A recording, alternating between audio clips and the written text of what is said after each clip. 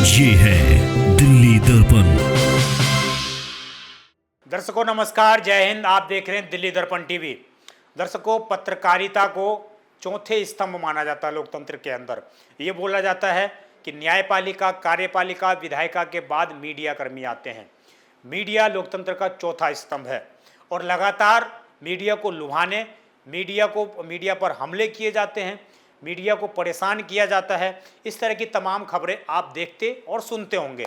मैं आपके सामने एक ऐसी खबर लेकर आया हूं जो मैंने खुद कवरेज की थी अपने चैनल पर, दिल्ली दर्पण पर। हमने खुद दिखाया था कि किस प्रकार करावल नगर के अंदर खुलेआम घरों में किराए पर मकान ले लेकर सिलेंडर वहां पर दर्जनों की संख्या में रखे जाते हैं और भरे हुए सिलेंडर रखे जाते हैं।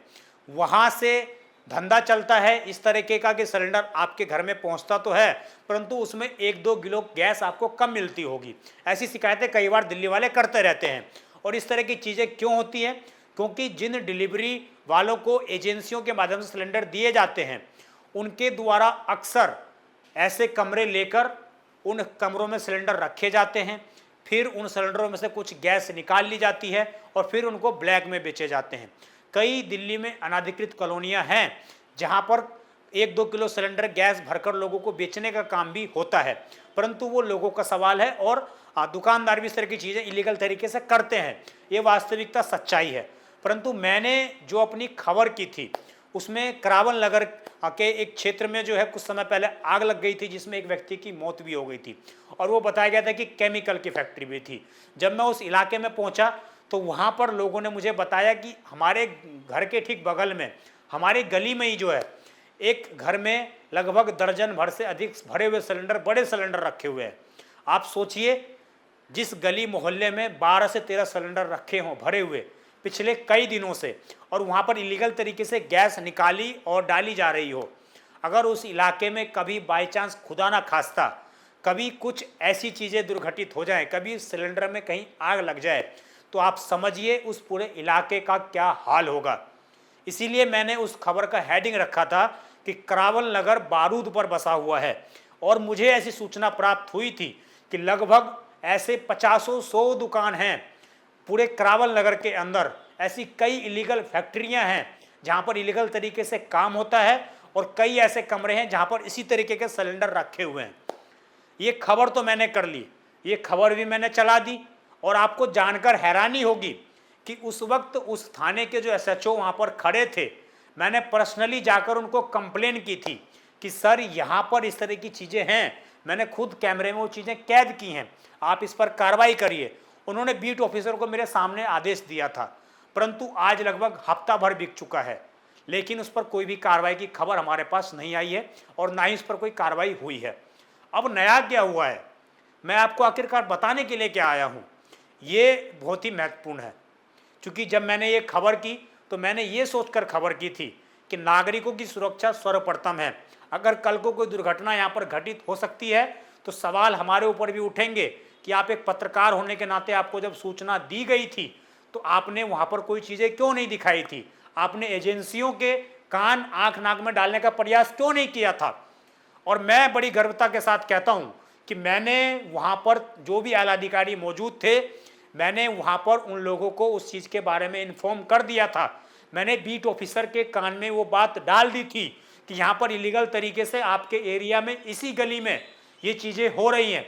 आप लगातार ये विजुअल देख रहे होंगे और आप ये एक विजुअल और देखिए, छोटा सा ही टीजर देख लीजिए, जिसमें किस प्रकार लोग खुद बता रहे हैं और खुद मैं भी दिखा रहा हूँ कि किस प्रकार उस कमरे में सिलेंडर भरकर रखे हुए हैं। और ये कहना कि पूरा करावल नगर बारूद पर बसा हुआ है। आप ये पहले खबर देखिए।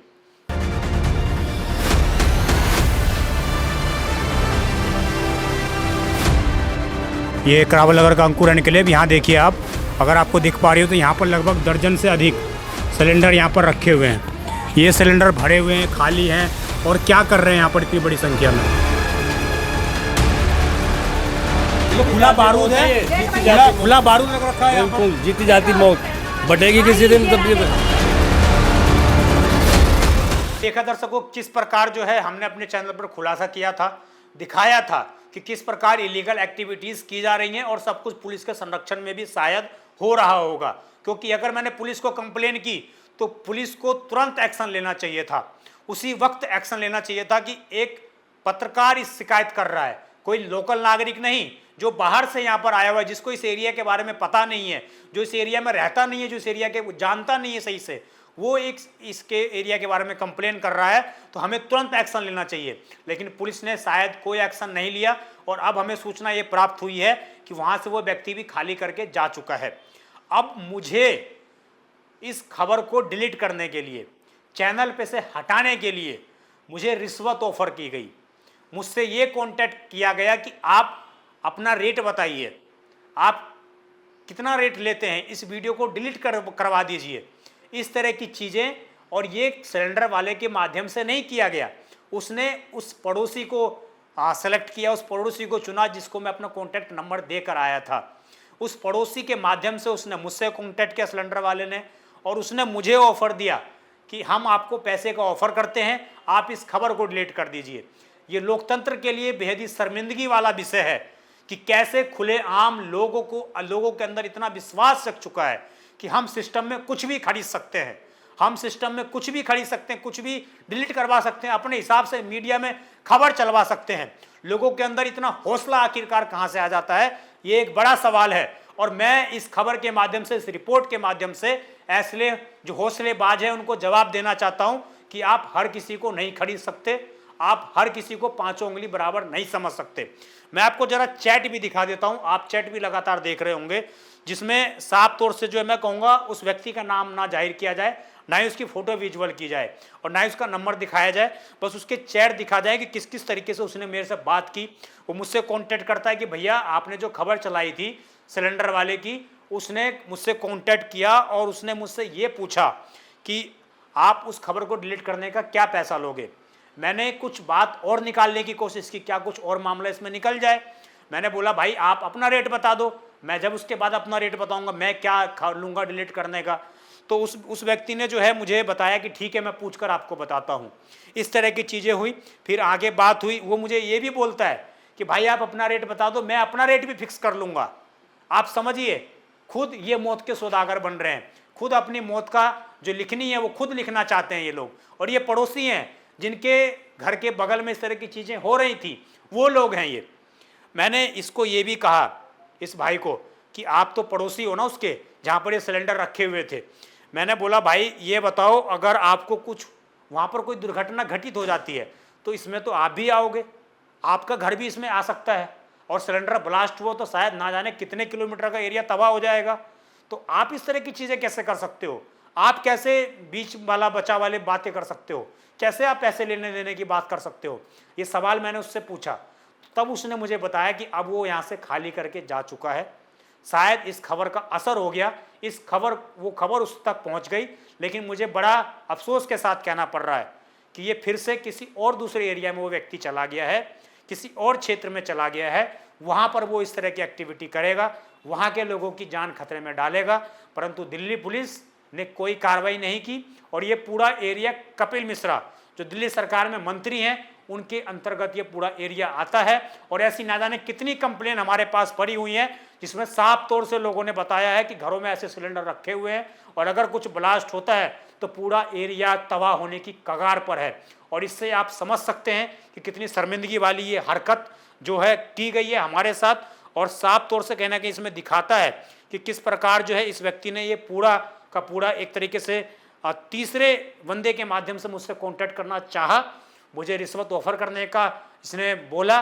परंतु मैं आपको क्लियर कर दूं कि दिल्ली दर्पण टीवी किसी के दबाव में, किसी के क्षेत्राधिकार में और किसी के बहकावे में आकर काम नहीं करता है।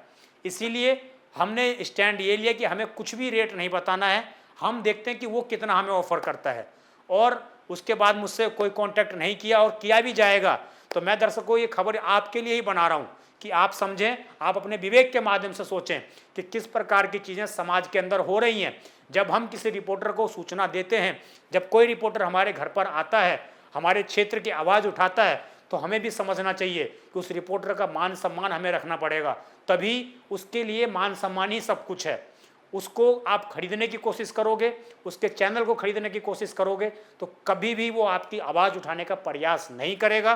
कभी भी जो आपके क्षेत्र में लीगल एक्टिविटी हो रही है उसके लिए आवाज़ उठाने का वो प्रयास नहीं करेगा, क्योंकि उसको मालूम है कि आप ही एक दिन उसको बदनाम भी कर दोगे। और यही वजह है कि मैंने आपके सामने ये सारा सच, सारा सब कुछ जो मेरे पास आया, जो चीज़ें मेरे साथ हुई, मैंने आपके सामने वो रखने का प्रयास किया। और मैं अब आपके विवेक पर छोड़ता हूँ कि क्या ये चीज़ें समाज में होनी चाहिए, ऐसे लोगों को आपकी क्या राय है, कमेंट अवश्य करिएगा। और खबर अच्छी लगी हो, करावल नगर से खबर देख रहे हो तो खबर को शेयर अवश्य करिएगा और अपने स्थानीय पुलिस कर्मचारियों तक इस खबर को जरूर पहुंचाइएगा, जिससे कि आप लोग सुरक्षित रह सकें, आप लोग बच सकें।